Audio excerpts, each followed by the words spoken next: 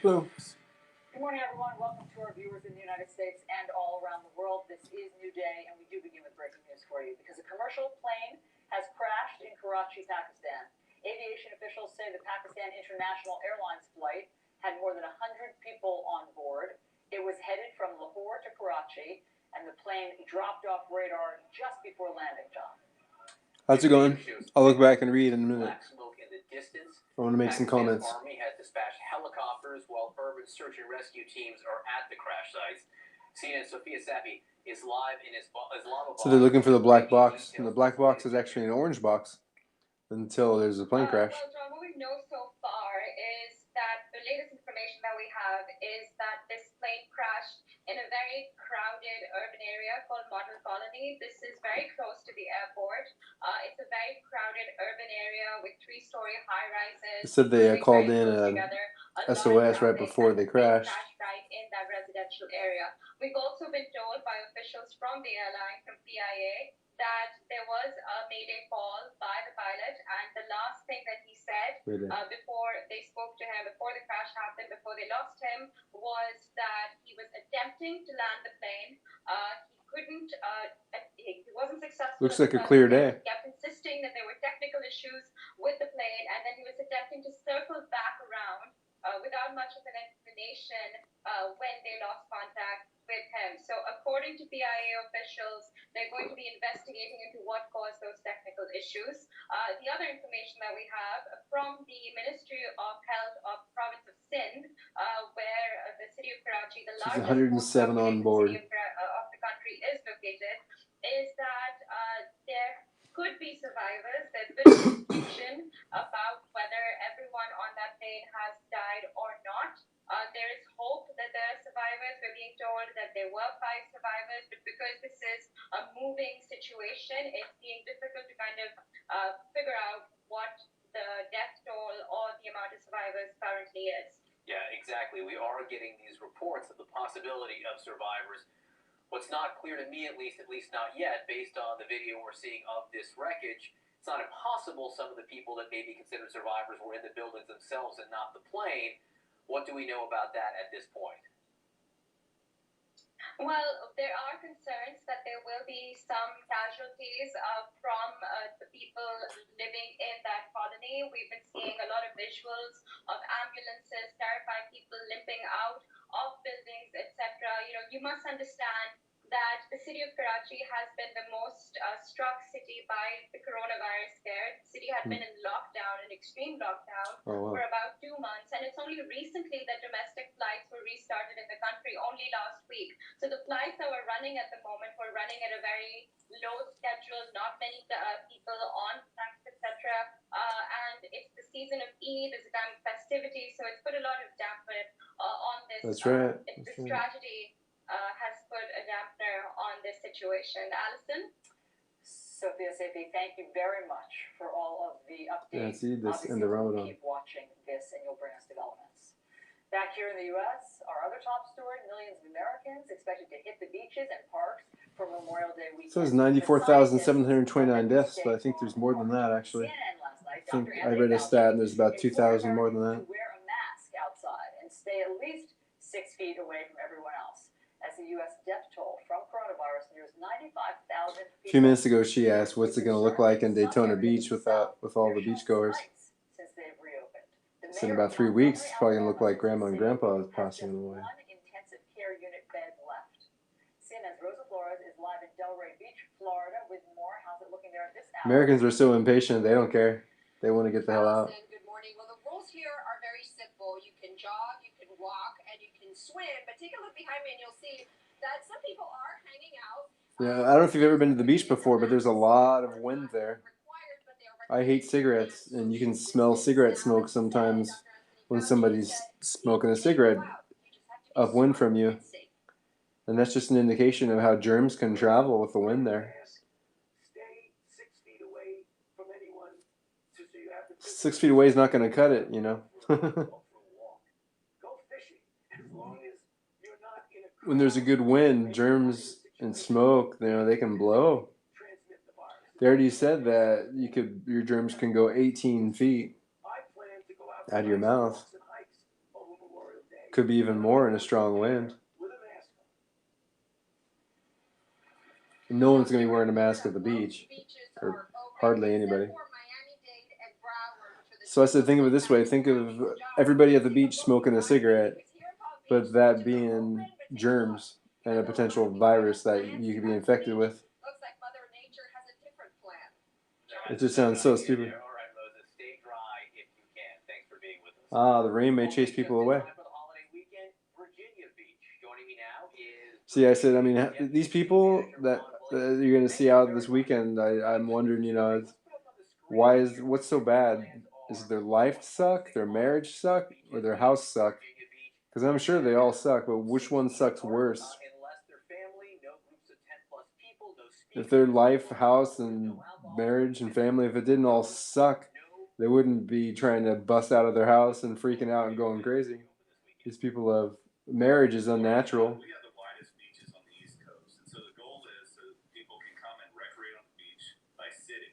These people have trapped themselves in bad situations, and now they're being squashed like an orange, and you're seeing what's inside of them, and they're freaking out. Domestic violence has increased. People are, you know, there's all kinds of states right now that are increasing in the cases, and the CDC is so stupid. And they're under Trump now, and they're lying. They had guidelines that said what it required for a state to open up, and no states met those guidelines. And so they decided to change the guidelines. And now states are opening up, even if they've got increasing numbers of cases. It's so stupid. That's not how safety is supposed to work, you know. You don't say like, well, you're supposed to be this tall to get on this ride, but if you're really nice, I don't care how short you are. But some people are going to do whatever they want anyway, either conservatively or liberally. It doesn't matter what anybody says. That's how Americans are. I call it impenetrable American belligerence. I see it every day I'm outside. I'll be riding a bicycle and some asshole will roll through a stoplight and cut me off right in front of me and pollute all over me. And that's how selfish and impatient Americans are. And just out of touch with reality. They think rainbows come out the back of their car. They think that they're the center of the universe. What are you hoping or thinking in terms of who will be coming? Will this be you know, we should be having a revolution in America right now. Millions and millions of people refusing to pollute the planet like they have been. And everybody just wants to go back unpolluted. And the churches are leading the pollution movement too. The rebellious churches that couldn't get people to repent from their sins in the first place because their pastors have so many goddamn sins in their life are telling everybody to drive to church anyway. Drive and sit in the parking lot and hear it. Drive by and we'll squirt holy water on you. The churches are so full of shit.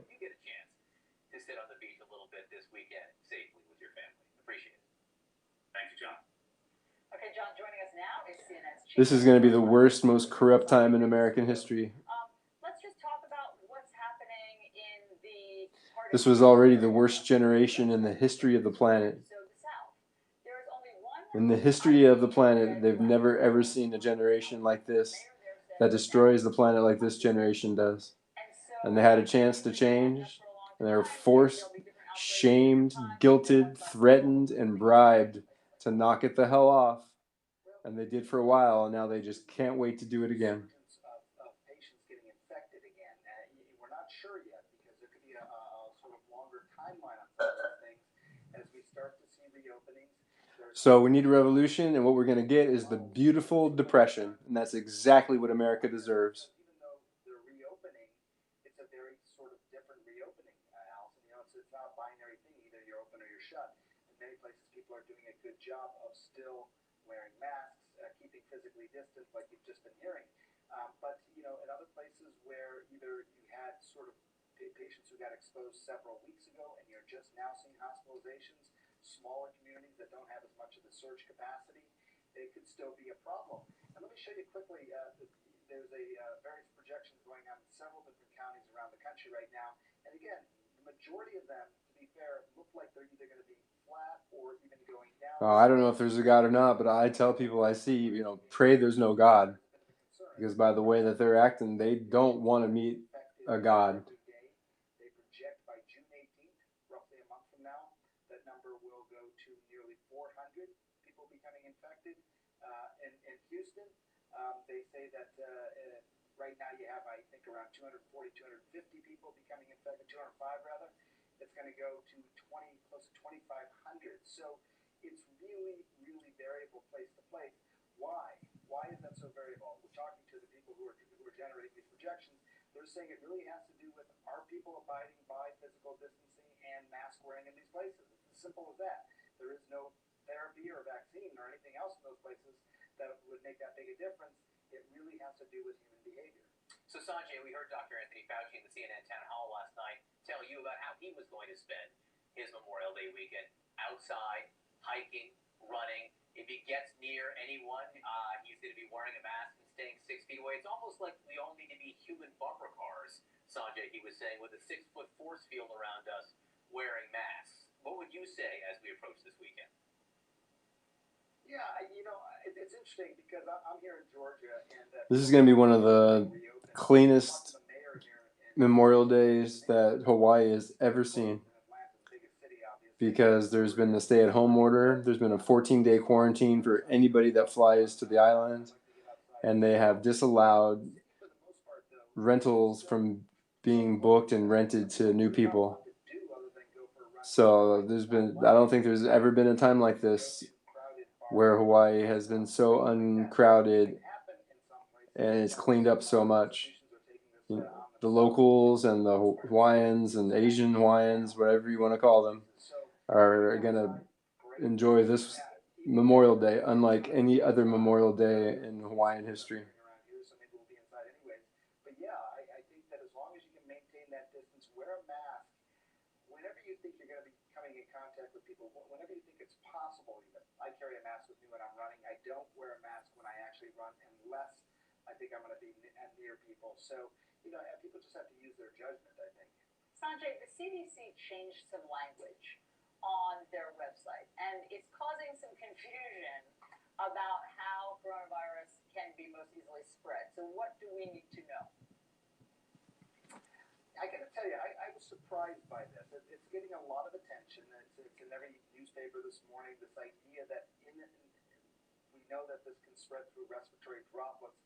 But what the CDC guidance says is a subtle change in language. They say that it's primarily spread through respiratory droplets, doesn't seem to be as easily spread through surfaces. I think what's a little bit confusing about that is that we've kind of always known that it's respiratory droplets. After Trump got elected, I told him, now you need to tell all your followers to stop being proud of everything that they're proud of. And of course, he didn't do that or say that, and they're just continuing on the same disgusting path that they've been on. Hillary Clinton calls them deplorables, and I told her there's a lot more deplorable people than she realizes. You still need to wash your hands, obviously. The washing of the hands is because you touch a surface, and then you touch your eyes, nose, or your mouth. I don't think anyone should read this new guidance and say, oh, well, all I have to do now is make sure I avoid someone who's coughing or sneezing at me. There are other modes by which this is transmitted clearly, and it's also clear that asymptomatic spread, two things came out of that. 35% or roughly of people who contract the virus will remain asymptomatic, completely without symptoms, according to this new guidance. But about 40% of overall spread in the country is generated by those asymptomatic people. So that's still a significant concern. Even if someone is not obviously sick, that's the reason you still wear the mask. That's the reason you still keep the physical distance. You got to assume and behave like everyone might potentially have the virus. Sanjay, I'm glad you cleared up that issue with surfaces because I know it has been confusing. I've been confused by what exactly the CDC was doing with that. Another number the CDC put out overnight is guidance on the mortality rate, which they now say is 0.4%, or it's an estimate, they say, perhaps a low-end estimate, of a 0.4% mortality rate. That's a lot lower than we've seen. It is a lot lower than we've seen. I will point out it is still, 4% 4 times higher, for example, than flu, which is 0.1%. So just to give people a little bit of context, when they hear these numbers, they think, well, it is low, but if you start to apply this to large populations of people, that's where the real concern comes in. I think when you really drill down, there's a couple things that jump out. One is that if you don't end up needing to go to the hospital, if you don't really get that sick from this, you're going to obviously do a lot better. This graphic says 0.4% die from virus, which is interesting because if you do the math, it's 6% die from the virus if you consider the number of confirmed cases and the number of confirmed deaths.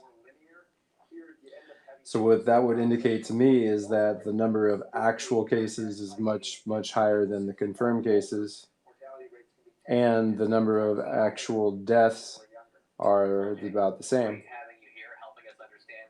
I think that those are assumptions, though.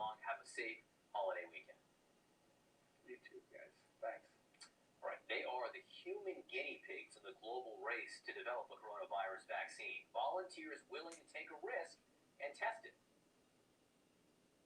I did have a few moments beforehand of thinking, whoa, but we're all having to make decisions about I wouldn't let anybody inject me with anything.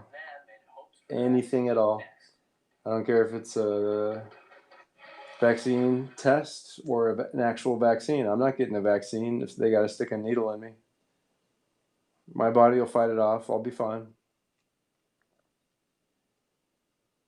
I just saw how they can develop vaccines in tobacco plants and how they can administer vaccines in a banana. They should be working to develop vaccines that don't require injecting things into you. Excuse me.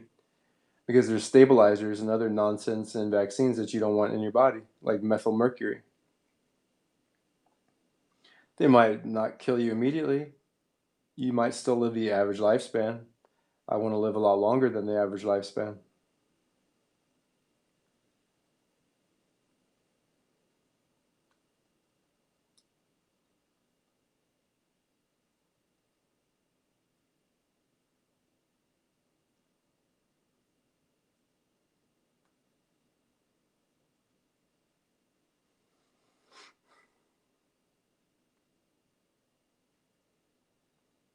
All 3 stations are taking a commercial right now.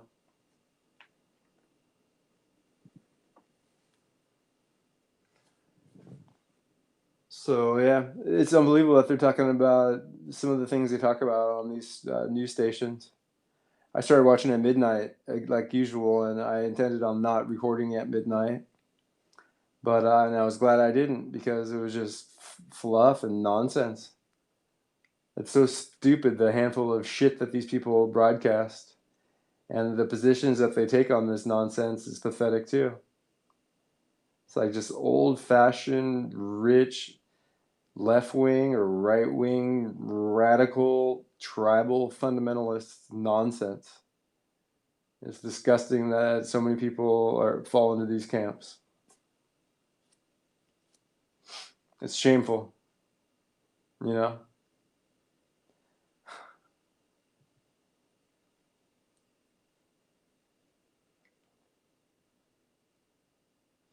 In reality, if you look up the numbers on Wikipedia and see how many registered Democrats and registered Republicans there are somewhere around 50, 60, some odd million of each of them, roughly, which is not even half of the United States. But they act like they're everything, And then one party gets in office and then they just control everything and they switch everything to their way. Then the other party gets in control and they switch everything to their way. They don't care about the other party and they don't care about everybody. They care about their wonky set of ideals. And Democrats are no better than Republicans. The weird thing about Democrats is that I get the feeling that they don't want to help people face to face, eye to eye. And they don't. They want government to take the money out of their paycheck and give it to people for them on their behalf. That's the kind of people they are. I don't want to get my hands dirty. I don't want to be seen with you houseless people. You needy people, I'm above that. And I'm better than you, Republicans, because I want them to take my money and give it to these poor people, these minorities, these immigrants, whoever. You know, I was born and raised in the church. I did all kinds of outreaches. I built wood homes for people in Mexico that looked like a little wood shack. I gave food and clothes and homeless people things down in downtown San Diego. You know, I supported kids in Kenya with a monthly donation through Compassion International. I worked at crusades and volunteered my time praying with people, and I worked in ministry, you know. So I don't buy this whole democratic way where they're too good to help people face to face, that they got to just say, take it out of my paycheck. I'm not helping them and I'm better than you.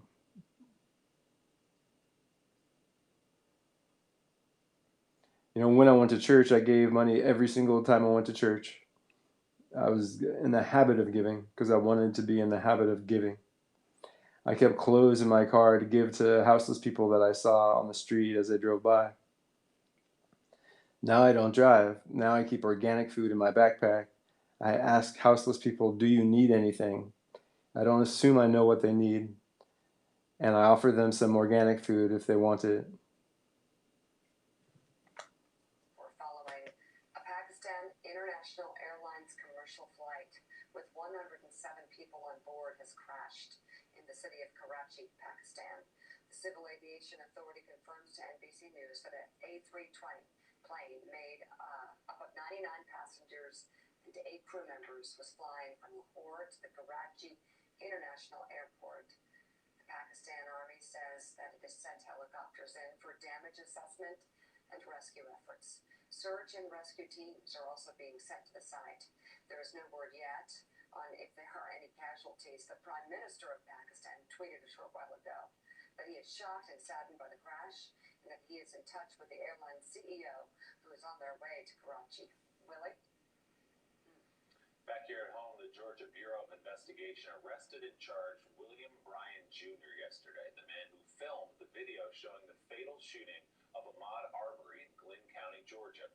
Bryan recorded the February 23rd encounter between Arbery and the 2 armed white men, Gregory McMichael and his son Travis, who were arrested 2 days after the footage emerged publicly and circulated on social media earlier this month. Lawyers for Arbery's family have said the 25-year-old Too bad it had to come to that before they made an arrest. when the 2 men attacked him.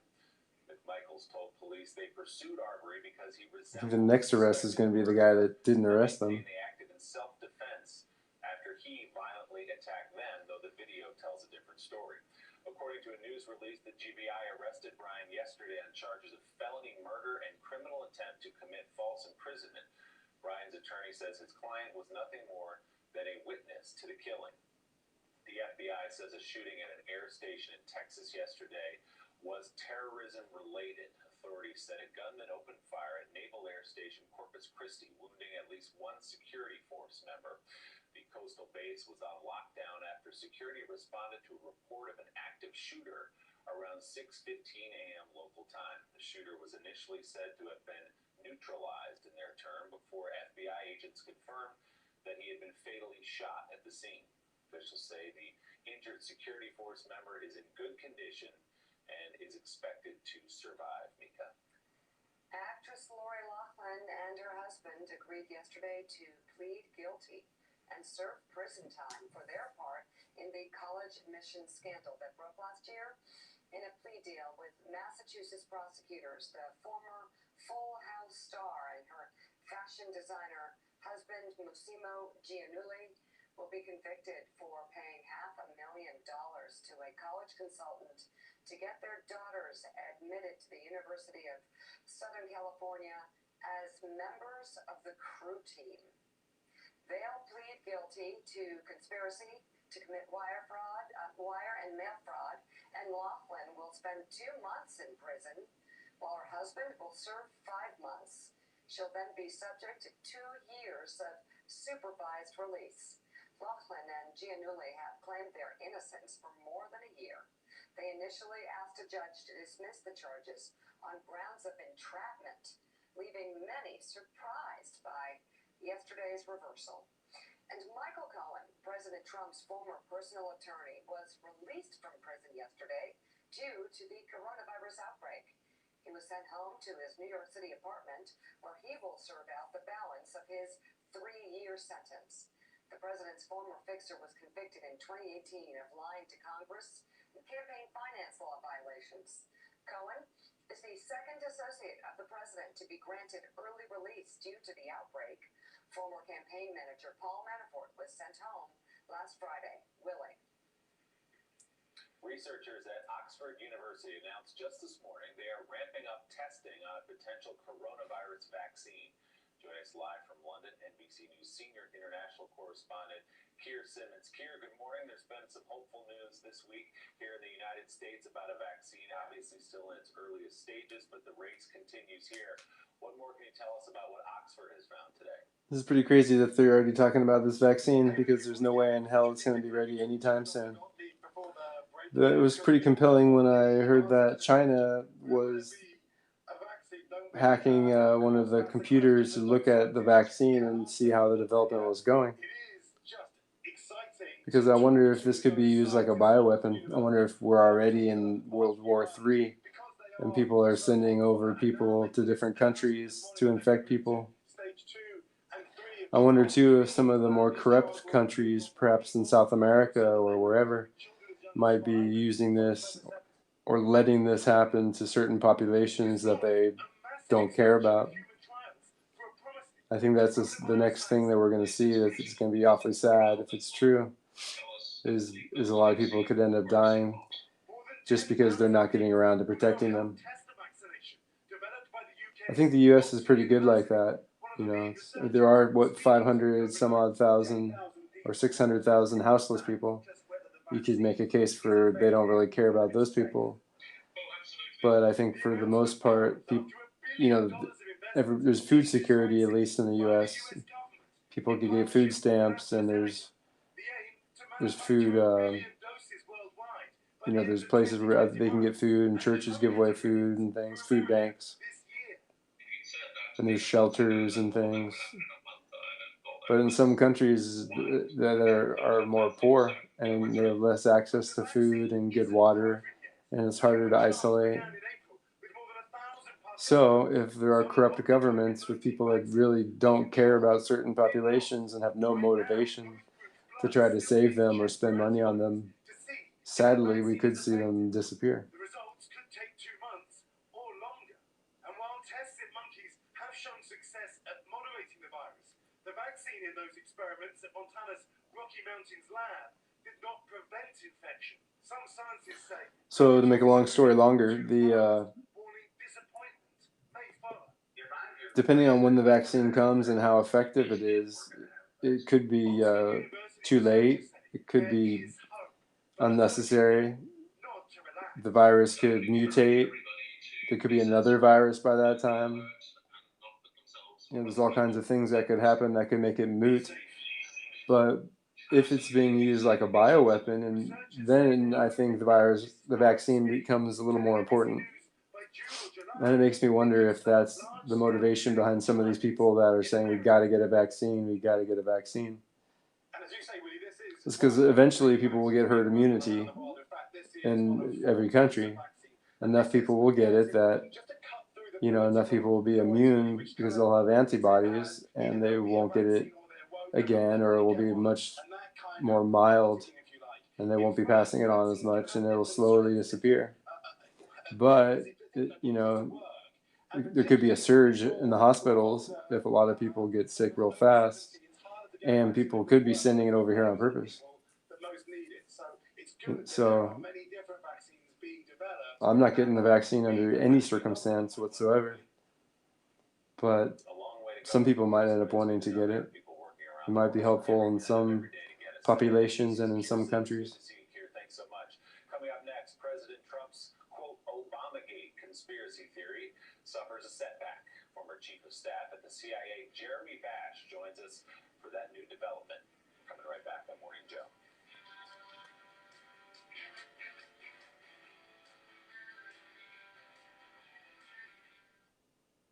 Speaking of Morning Joe, where did Joe go?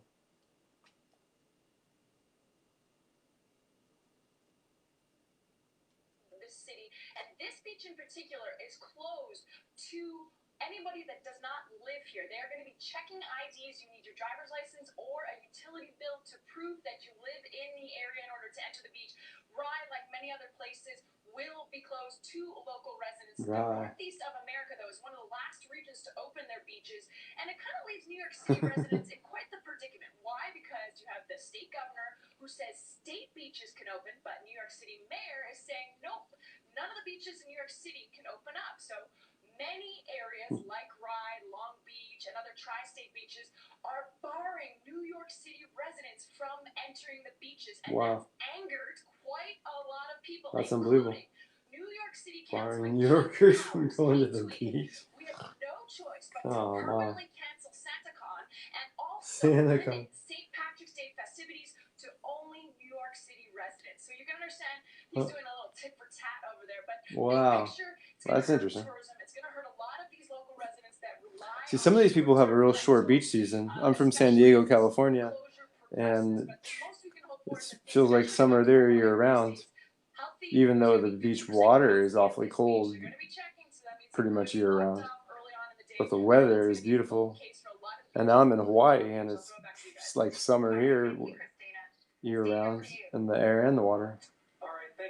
So I'm used to, you know, a never-ending summer beach season. But some of these places like New York, they get snow. It's freezing cold there in the winter. So I think they have a little different issue when it comes to summer beaches. They have more of a closed window. And people make it more of a point to go, I think, sometimes. You should. And we're about to talk to somebody who's working from home right now. In a close race to the finish line, drivers returned to Darlington for NASCAR's first. I've been to New York a few times, but I don't think I've ever been to the beach there. Took the win against Kyle Busch in dramatic last lap finish.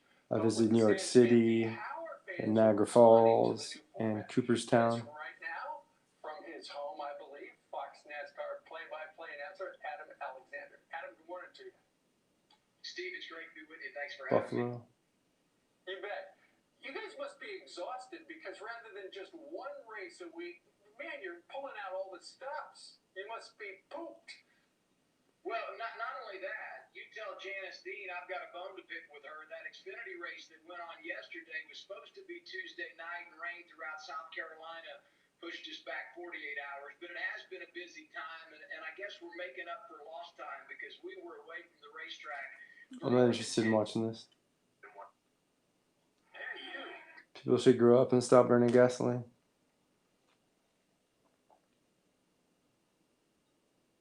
I think like never before does the news do product placement kind of things. And these are basically advertisements, you know. I think they get money and they get tickets and favors and things from these companies. So they do a news report on them in exchange for whatever. Senators made public a declassified list of Obama administration officials who made requests to unmask Trump's former national security advisor Michael Flynn in what the president is calling Obamagate. Well, that sounds terrible. Now, two sources familiar with the matter tell Whatever NBC it is. News Flynn's name was never redacted from the FBI report, despite Republican efforts to create an unmasking scandal.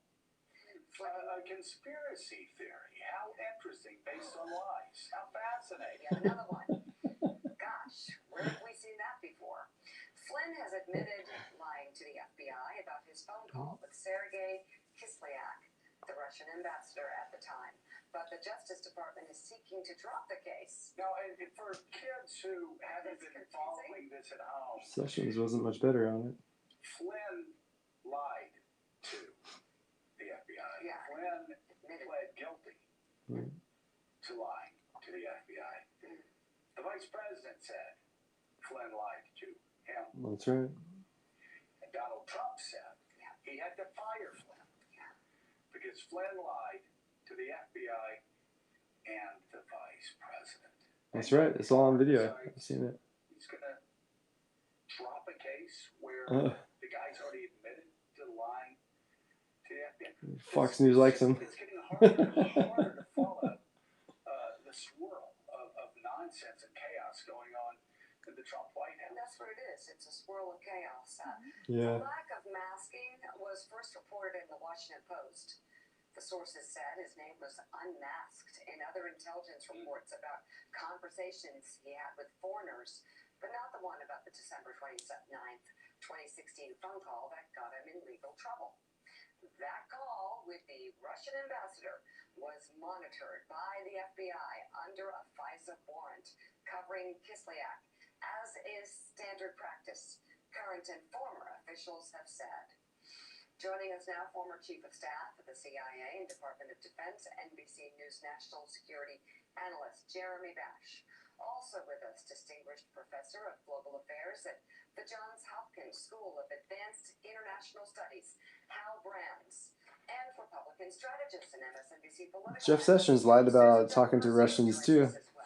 And then he backtracked on it and he said, "Oh yeah, that was just part of my job as a senator."